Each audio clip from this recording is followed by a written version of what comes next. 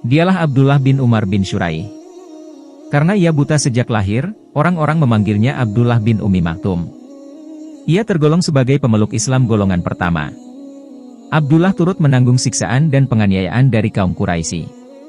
Namun, kekuatan imannya serta kecintaannya kepada Allah dan Rasul-Nya lebih agung sehingga ia tidak pernah menyerah sekalipun siksaan kaum Quraisy kepadanya begitu sadis. Di balik kebutaannya, Abdullah tetap rajin memanfaatkan waktunya untuk menimba ilmu tentang Islam.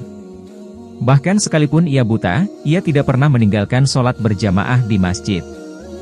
Hingga tiba pada suatu waktu, Abdullah datang menemui Rasulullah Sallallahu Alaihi Wasallam. Ingin meminta izin pada beliau untuk tidak menghadiri jamaah sholat subuh lantaran tidak ada yang menuntunnya ke masjid. "Wahai Rasulullah, bolehkah aku meminta keringanan untuk tidak mengikuti jamaah sholat subuh?" tanyanya. "Apakah engkau mendengar azan?" tanya Rasulullah balik. "Ya." "Jika begitu, tidak ada alasan bagimu untuk meninggalkan sholat jamaah." Abdullah tidak berkomentar apapun. Ia menurut atas apa yang telah diperintahkan oleh Rasulullah. Bahkanlah berjanji dalam hati untuk istiqomah datang ke masjid untuk berjamaah sholat subuh. Selang beberapa saat berjalan, Abdullah tersandung batu. Ia jatuh tersungkur dan kepalanya kena batu. Darah pun mengalir. Abdullah segera mengusapnya dan berjalan kembali.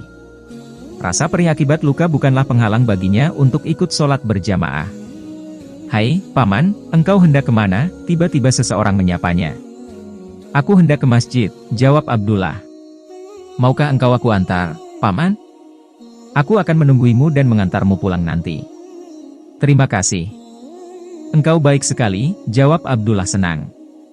Ia bersyukur karena Allah mengirimkan penolong baginya. Ternyata, bukan hari itu saja orang itu menolong Abdullah. Setiap hari ia selalu datang untuk menuntun Abdullah menuju masjid. Ia menunggui Abdullah dengan sabar hingga selesai sholat, lalu menuntunnya pulang. Abdullah sangat gembira karena ada seorang lelaki budiman yang bermurah hati menolongnya tanpa imbalan. Namun anehnya, laki-laki itu tidak pernah memberitahukan siapa namanya. Setiap kali Abdullah bertanya, ia selalu mengelak.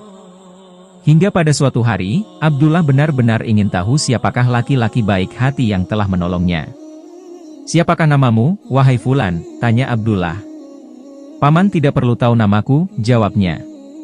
"Jika begitu, jangan menolongku lagi. Aku tidak mau ditolong oleh orang yang tidak aku ketahui namanya," kata Abdullah. Mendengar jawaban Abdullah, orang itu tampak bingung. Ingin menuntun Abdullah setiap hari. "Baiklah, aku katakan siapa aku. Sebenarnya aku adalah iblis," sahut lelaki itu. "Untuk apa engkau menolongku? Bukankah pekerjaanmu adalah menghalangi kebaikan?" tanya Abdullah. "Masih ingatkah engkau saat pergi ke masjid lalu engkau tersandung batu dan berdarah?" tanya iblis. "Ya, aku masih ingat," jawab Abdullah. "Aku mendengar malaikat mengatakan bahwa separuh dosamu telah diampuni karenanya. Aku tidak mau engkau terjatuh lagi hingga habislah dosamu diampuni semuanya." Abdullah terkejut. Rupanya lelaki budiman yang menolongnya adalah iblis yang tak rela dosa-dosanya diampuni semuanya. Itulah iblis, tidak pernah senang hamba Allah mendapatkan ampunannya.